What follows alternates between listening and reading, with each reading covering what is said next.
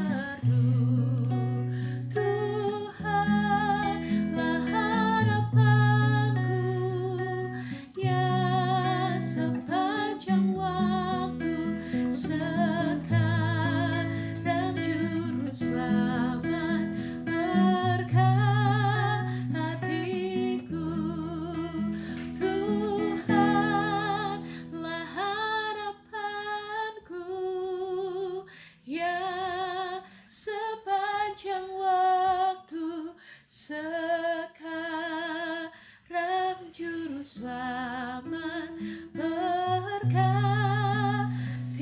Katakan sekali lagi, Tuhan harapanku. Tuhanlah harapanku yang sepanjang waktu. Sekarang juru selamat berkatiku.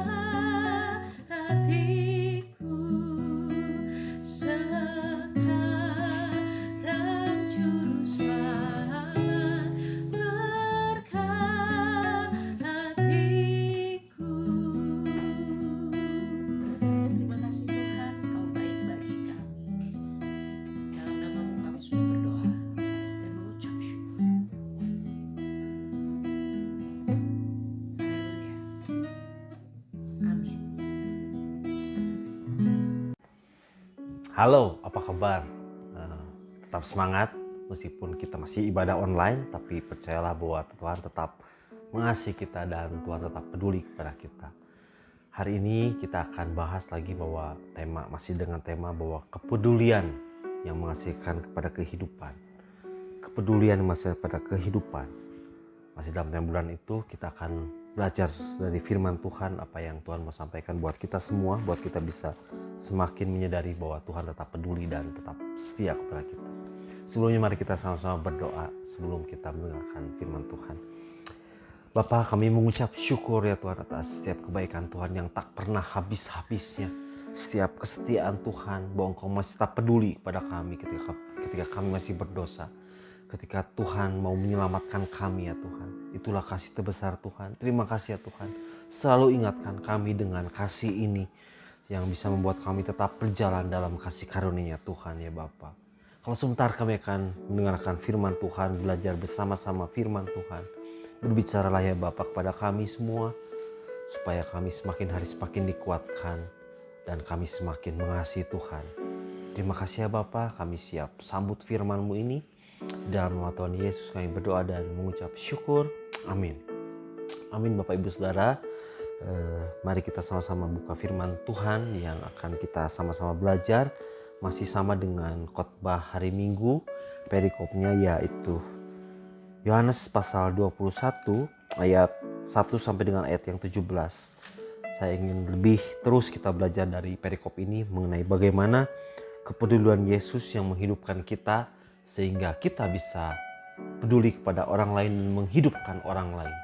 Kita akan terus belajar bersama perikop ini. Saya akan bacakan perikop ini supaya kita semakin hari semakin mengasihi Tuhan.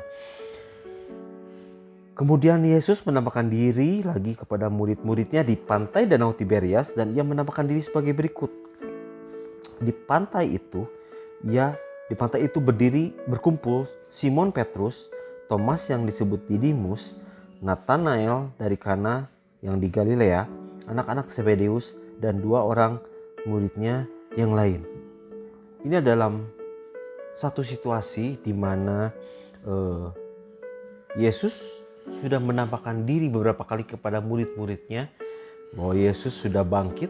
Ini pun sama seperti keadaan kita hari ini, bahwa kita dalam masa-masa sudah merayakan kebangkitan Yesus. Yesus sudah bangkit, tapi yang luar biasanya di dalam ayat yang ketiga, kata Simon Petrus kepada mereka, "Aku pergi menangkap ikan." Kata mereka kepadanya, "Kami pergi juga dengan engkau." Mereka berangkat lalu naik ke perahu, tetapi malam itu mereka tidak menangkap apa-apa. Ketika hari mulai siang, Yesus berdiri di pantai, akan tetapi murid-murid itu tidak tahu bahwa itu adalah Yesus.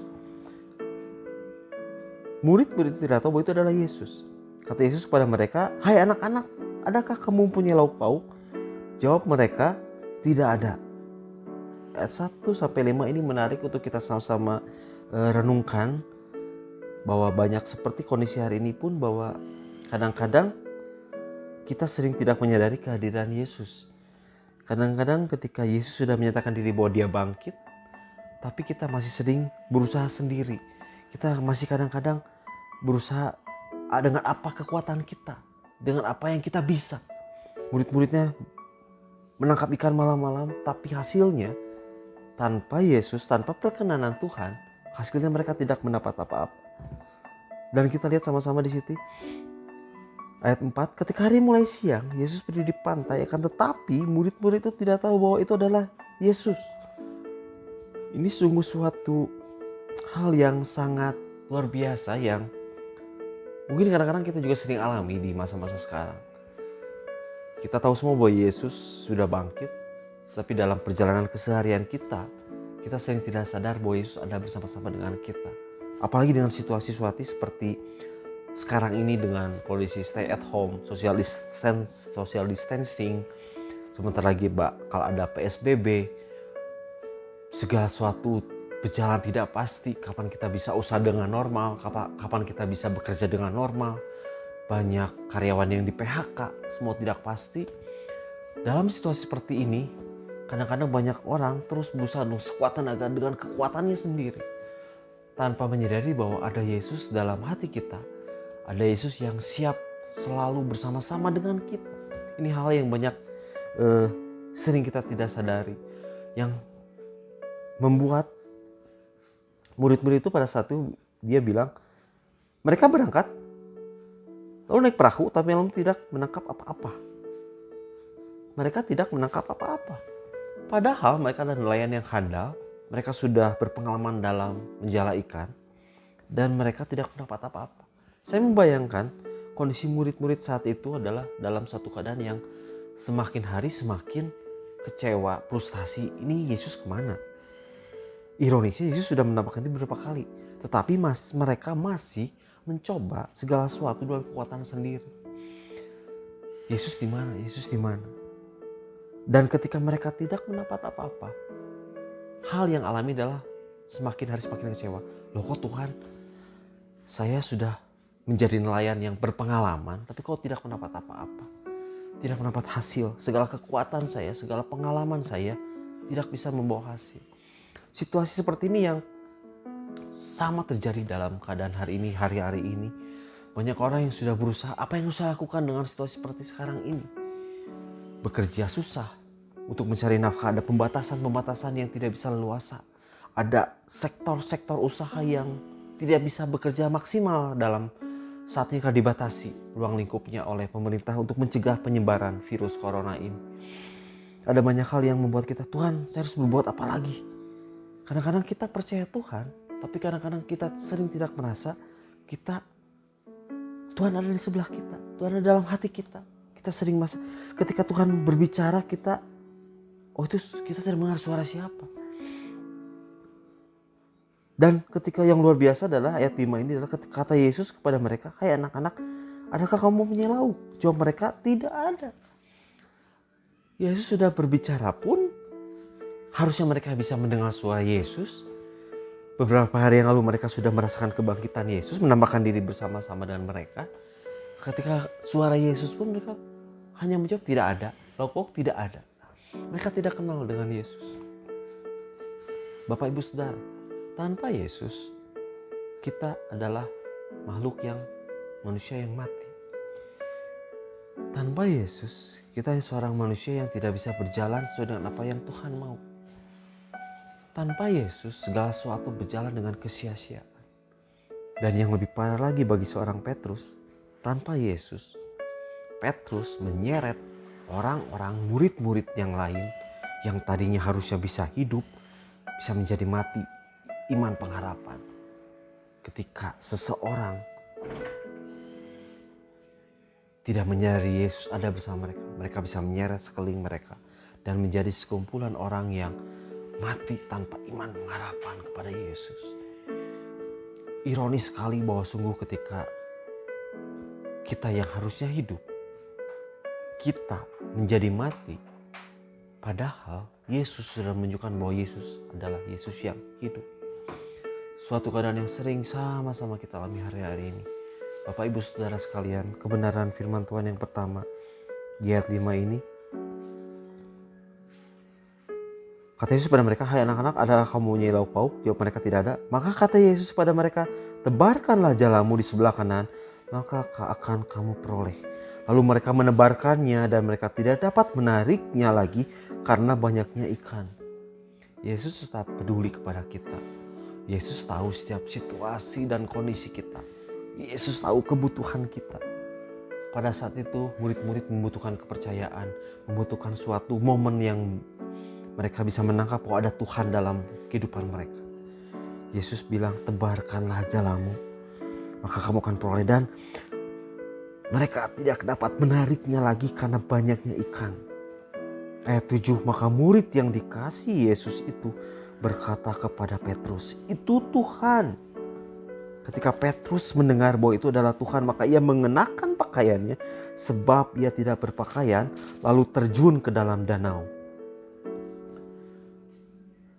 Yesus tetap peduli kepada kita dan Yesus tetap setia kepada kita meskipun kadang-kadang kita tidak sadar. Hei Bapak Ibu Saudara, Yesus tetap peduli kepada kita. Yesus tetap akan berusaha berkata kepada kita, "Hei anakku, aku ada bersama-sama dengan kamu. Mari lihat pekerjaan tanganku. Tebarkanlah jala lagi. Bekerjalah seperti biasa. Berusaha seperti biasa, tapi tolong lihat baik-baik apa yang kamu kerjakan, apa yang kamu usahakan. Lihat, ada tangan-tangan Tuhan yang bekerja di sana. Ada perkenanan Tuhan yang bekerja bersama-sama dengan setiap apa yang kita lakukan." Mari kita sama-sama, Bapak Ibu Saudara, apapun yang kita kerjakan mulai hari ini ke depan, bekerja seperti biasa, berusaha seperti biasa, usahakanlah kesejahteraan kotamu di mana kamu ditempatkan. Tapi kita akan berusaha dengan pikiran hati yang berbeda bahwa ada Tuhan yang bersama-sama kita. Sambil bekerja, sambil berusaha, kita melihat perkenanan Tuhan. Kita melihat campur tangan Tuhan. Meskipun apa yang kita lakukan hari ini mungkin tidak berhasil. Ada hal yang kita kerjakan seperti yang tidak berhasil. Tapi percayalah, itu ada maksud Tuhan yang Tuhan mau beritahukan kepada kita. Hei, aku masih ada bersama-sama kamu. Aku tetap peduli kepada kamu. Itu adalah kebenaran yang pertama bahwa Yesus masih tetap peduli kepada murid-muridnya, kepada Simon Petrus, dan kepada kita hari-hari ini. Yang Tuhan mau adalah respon seperti Yohanes dan Petrus di ayat ini. Ketika kita menjadi perkenanan Tuhan, ketika kita menjadi campur tangan Tuhan, Yohanes bilang, "Oh itu Yesus, oh itu Yesus." Respon yang pertama yang perlu kita latih adalah, oh ada Tuhan dalam setiap perjalanan kehidupan kita. Dan seperti Petrus lakukan, dia akan kembali kepada Tuhan, dia akan terus berenang. Meskipun mungkin masih daratan, masih jauh, dia akan berenang. Aku mau butuh Tuhan, aku mau kasihnya Tuhan, aku mau perkenanannya Tuhan. Ini adalah suatu firman Tuhan yang mengajarkan bagi kita yang luar biasa. Mari sama-sama kita sadari bahwa Yesus masih peduli dari dulu sampai hari ini dan sampai ke depan. Yesus tetap peduli kepada kita. Yesus mau kita hidup. Yesus mau kita tetap ada dalam sukacita, tetap ada dalam damai sejahtera, tetap memegang kebenaran sampai hari ini bahwa Yesus hidup, bangkit, berkuasa. Dia pemegang kekuasaan dan dia adalah Alfa dan Omega. Itu yang pertama. Yang kedua Bapak Ibu Saudara yang saya mau bagikan dalam perikop ini juga, ketika semua sedang sarapan, di ayat yang ke-12 Yesus bilang, kata Yesus pada mereka, "Marilah dan sarapan." Lah, tidak ada di antara murid-murid itu yang berani bertanya kepadanya, "Siapakah engkau?" Sebab mereka tahu bahwa ia adalah Tuhan. Marilah, Yesus bilang, "Mari sarapan dengan saya." Yesus mau dekat dengan kita. Hayo mari kita bercengkrama kembali. Kita bersekutu kembali dengan hangat. Mari sarapan makan bersama-sama dengan saya, bersukacita bersama-sama. Tapi mereka murid-muridnya bilang, tidak ada di antara murid-murid yang berani bertanya kepadanya, "Siapakah engkau?" Padahal mereka tahu bahwa itu adalah Tuhan. Ada kecanggungan dari murid-muridnya. Ada suatu jarak yang jauh. aduh kok saya tidak berani menghadap Tuhan ya, kok saya tidak berani bersekutu, saya merasa tidak layak, saya merasa mengkhianati Tuhan, saya merasa berdosa tidak mempercayai Tuhan gitu ya. Dan yang luar biasa lagi dalam perikop ini, ini perikop yang cukup terkenal, Yesus bercakap-cakap dengan Petrus. Dalam percakapan yang kita tahu sama-sama, pertanyaan Yesus 3 kali dan jawaban Petrus yang 3 kali, apakah engkau mengasihi aku? Ayat 15, sesudah sarapan Yesus berkata kepada Simon Petrus, Simon anak Yohanes, apakah engkau mengasihi aku lebih daripada mereka ini? Lebih daripada murid-murid yang tidak berani bertanya kepada saya siapa saya? Hei Petrus, engkau adalah pemimpin di antara mereka. Engkau yang membawa mereka, spirit yang lemah, dalam keadaan yang terpuruk, dalam kondisi yang down. Sekarang aku mau bertanya kepada kamu, apakah engkau mengasihi aku lebih daripada mereka semua ini? Bapak Ibu Saudara, kepedulian Yesus luar biasa. Mari kita sama-sama bayangkan, ketika kita dalam keadaan kondisi terpuruk pun, Yesus berusaha berkali-kali berdiri di pantai, bertanya di mana laut pauk, suruh menebarkan jala. Dan yang sekarang, hei Simon, apakah kau mengasihi aku daripada mereka ini? Meskipun kondisi murid-muridnya yang canggung, Yesus mau berinisiatif mengasihi kita. Itulah kasih agape yang luar biasa buat kita. Dan dalam percakapan ini, 3 kali Yesus bertanya kepada Petrus. Banyak tafsiran, tapi saya ingin coba bahas dalam perikop ini. 2 kali Yesus bertanya kepada Petrus, hei Simon Petrus, apakah kau agape terhadap aku? Apakah kau bisa mengasihi aku tanpa syarat? Dan 2 kali Petrus menjawab kepada Yesus dengan yakin, ya Tuhan, aku phileo kepada kamu. Aku mengasihi engkau dengan persahabatan, dengan pertemanan.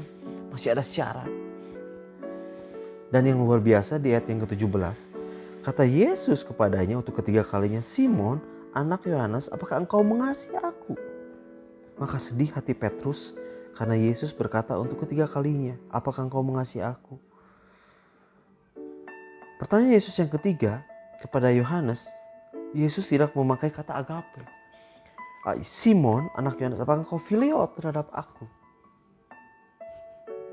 Ini adalah suatu momen yang ingin Tuhan ubah kepada Petrus, yang ingin suatu kasih Tuhan, kepedulian Tuhan. Hei, aku peduli kepada Petrus, aku peduli kepada murid-muridku yang lain. Dan Tuhan tahu murid-muridnya dalam kondisi yang mental yang jatuh, yang rapuh. Terutama Petrus yang sudah mengkhianati Tuhan 3 kali, menyangkal Tuhan 3 kali. Yesus tahu itu dan Yesus ingin kembalikan momen itu. Hei Petrus, apakah engkau phileo terhadap aku? Dan itu sampai kepada Petrus, dan ketika itu maka dengan sedih hati Petrus, karena Yesus berkata untuk ketiga kalinya, apakah kau mengasihi aku? Dan ia berkata kepadanya, Tuhan, kau tahu segala sesuatu. Tuhan, kau tahu. Engkau tahu bahwa aku mengasihi engkau. Ini adalah suatu momen yang luar biasa menurut saya. Ketika Yesus bertanya 2 kali dalam bahasa agape, Petrus menjawab dengan yakin, seolah-olah saya sudah setara dengan Tuhan. Tapi ketika Yesus, hei, apakah kau mengasihi aku? Di sini adalah suatu momen yang pemulihan buat Petrus. Tuhan, engkau tahu segala sesuatu. Engkau tahu isi hati saya. Engkau tahu ketika saya sedang dalam keadaan yang terpuruk. Engkau tahu ketika saya dalam keadaan yang down, mental saya rapuh, mental saya jatuh, Tuhan. Engkau tahu segala sesuatu. Tahu dalam bahasa ini adalah ginosko. Tahu karena mengenal. Tahu karena sudah intim. Tahu karena sudah Tuhan mengenal isi hatinya. Bukan tahu karena baca. Bukan tahu karena hanya mendengar khotbah, tapi tahu karena mengalami. Maka Petrus menyerahkan segala sesuatunya ke dalam tangan Tuhan. Petrus menyerahkan bebannya kepada Tuhan. Tuhan, Engkau tahu saya tidak mampu mengasihi Engkau sedemikian yang Engkau harapkan. Tapi Tuhan, Engkau tahu isi hati saya. Engkau tahu setiap apa yang menjadi pergumulan saya. Engkau tahu setiap beban saya. Tuhan, inilah beban saya. Saya tidak mampu mengasihi Engkau dengan luar biasa. Saya tidak mampu agape terhadap Engkau. Jawaban yang jujur dari hati inilah yang luar biasa, yang menurut saya satu turning point, satu titik balik. Petrus bisa menjadi, oh oke, saya tidak sempurna. Oke, saya tidak sanggup seperti apa yang Tuhan harapkan. Tapi ini adalah masuk poin yang kedua, bahwa Simon Petrus tahu bahwa Yesus tetap peduli dan tetap percaya kepada Petrus. Yesus tetap peduli dan tetap percaya kepada Petrus. Keadaan momen ini, keadaan tahu Tuhan bahwa Petrus masih down, belum membuktikan apa-apa meskipun setelah proses peristiwa penyangkalan, belum ada usaha dari Petrus untuk membuat Tuhan senang. Tapi yang luar biasa ini adalah ketika Yesus bertanya 3 kali, selalu ditutup dengan gembalakanlah domba-dombaku. Gembalakanlah domba-dombaku. Dalam satu momen Tuhan yang luar biasa ini, Tuhan ingin menunjukkan kepada Petrus dan menunjukkan kepada kita juga, hey, aku masih peduli kepada kamu. Keadaan memang semua serba tidak pasti menurut dunia, tapi saya tetap peduli kepada kamu. Dan inilah yang kedua, saya tetap percaya kepada kamu. Meskipun kamu banyak mengecewakan saya, meskipun kamu banyak mengecewakan Tuhan, tapi Tuhan bilang, aku tetap percaya kepada kamu. Meskipun kamu belum membuktikan apa-apa, saya tetap percaya kepada kamu. Gembalakanlah domba-dombaku. Kepada Petrus dan kepada kita mungkin, hey, aku punya tugas untukmu. Aku punya destiny untukmu. Aku punya panggilan untukmu yang tetap harus kamu kerjakan. Dari hari ini ke depan terus engkau masih tetap mungkin masih merasa aku jatuh, aku lelah, aku capek, aku banyak berdosa, aku sering mengecewakan Tuhan. Tapi Tuhan berkata, aku peduli, aku tetap percaya pada engkau. Saya tidak menunggu pembuktian daripada engkau. Saya tahu usaha kamu tidak akan sempurna buat saya. Tapi saya mau pakai kamu menjadi alat kemuliaan Tuhan. Itu yang luar biasa daripada Tuhan. Kasih Yesus inilah, kepedulian Yesus inilah yang bisa menghidupkan Petrus. Dan saya yakin dan percaya ingin menghidupkan kita semua dengan segala situasi yang serba tidak pasti ini. Supaya kita tetap hidup sesuai dengan panggilan Tuhan. Sesuai dengan apa yang Tuhan mau buat kita kerjakan.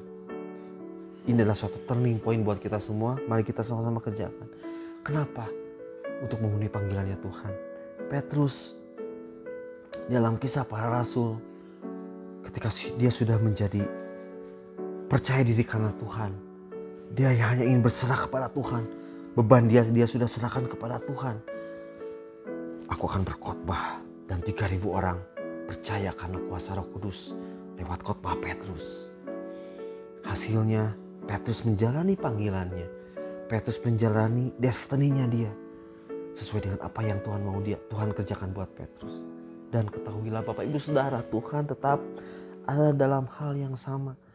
Tuhan tetap ingin kita berjalan dalam panggilannya Tuhan. Tuhan ingin tetap hidup dalam panggilannya Tuhan. Tuhan tidak mau kita mati. Tuhan tidak mau kita frustasi. Tuhan tidak mau kita down. Meskipun situasi seperti sekarang, Tuhan bilang, ayo mari kita kerjakan panggilan Tuhan. Petrus sudah berkhotbah, dan apa yang kita bisa lakukan hari-hari ini, Bapak Ibu Saudara pasti punya setiap apa panggilan yang Tuhan percayakan kepada Bapak Ibu dan Saudara sekalian. Mari lakukan seperti biasa, Ketika kita berbuat apapun, kita berdonasi kepada orang, mari jangan lupa Tuhan punya maksud buat setiap orang yang kita temui. Tuhan punya maksud setiap apa yang Tuhan mau berkata, berdiskusi dengan kita. Tidak ada yang kebetulan. Mungkin ada orang yang curhat juga kepada kita. Mungkin ada juga orang yang berkeluh kesah juga kepada kita. Mari, mungkin ada banyak orang-orang yang mati. Yang mati datang kepada kita. Mari kita terus berusaha menjalani panggilan Tuhan. Ada banyak orang-orang mati yang Tuhan titipkan kepada kita. Untuk kita kembali hidupkan. Untuk kita kembali hidupkan imannya, pengharapannya, dan kasihnya kepada Tuhan. Untuk tetap bangkit, tetap setia kepada Tuhan, menjalani panggilannya Tuhan. Mari Bapak Ibu Saudara, inilah firman Tuhan yang ingin saya sampaikan pada hari ini. Bahwa Tuhan tetap bekerja dari dulu sampai sekarang. Tuhan tetap peduli kepada kita. Tuhan tetap percaya kepada kita. Dan Tuhan tetap mau kita berjalan sesuai dengan panggilannya. Supaya kepedulian Tuhan menghidupkan kita. Dan kepedulian kita bisa menghidupkan sesama kita. Sehingga semua orang bisa mengakui dan percaya bahwa Yesus adalah Tuhan. Bahwa Yesus adalah pemegang kekuasaan tertinggi. Bahwa Yesus adalah Alfa dan Omega. Tidak ada keselamatan, tidak ada kebenaran. Hanya daripada Tuhan Yesus Kristus. Amin. Mari kita berdoa. Bapa, kami mengucap syukur atas setiap firman Tuhan yang Tuhan sudah sampaikan buat kami pada hari ini. Terima kasih karena Engkau masih tetap peduli kepada kami. Biarlah kita tetap kepedulian Tuhan menghidupkan iman, pengharapan, dan kasih kami. Tetap bisa membuat kami hidup. Tetap bisa membuat kami menjadi seperti apa yang Tuhan mau. Tetap bisa memenuhi panggilannya Tuhan ya Bapa. Tuhan, ajar kami terus. Roh Kudus-Mu terus. Terima kasih ya Tuhan. Roh Kudus tetap masih menjadi Allah yang luar biasa, menghibur kami, menuntun kami, meneguhkan kami. Kami yakin percaya bahwa ada janji Roh Kudus, bahwa Allah tetap setia, bahwa Allah tetap peduli, bahwa Allah tetap mengasihi kami apapun keadaan kami, apapun situasi dan kondisi yang kami alami. Kami yakin dan percaya bahwa tetap Allah adalah Allah Alfa Omega yang setia, yang berkuasa, yang mengasihi kami. Terima kasih ya Tuhan atas firman-Mu ini. Biarlah kami menjadi manusia-manusia yang luar biasa, yang siap dipakai Tuhan dengan segala keterbatasan kami. Siapa kami ini ya Tuhan? Siapa kami ini? Sehingga Engkau mengingat kami. Engkau masih mau memakai kami. Terima kasih ya Tuhan, terima kasih. Engkau masih mau pakai kami yang hina, yang berdosa ini. Semuanya hanyalah menunjukkan kepada dunia bahwa Allah berkuasa dari dulu, sekarang, dan selama-lamanya. Terima kasih Bapa, terima kasih Tuhan Yesus, terima kasih Roh Kudus. Namamu dipermuliakan, menjadi berkat. Dalam nama Tuhan Yesus kami berdoa. Amin. Terima kasih Tuhan Yesus.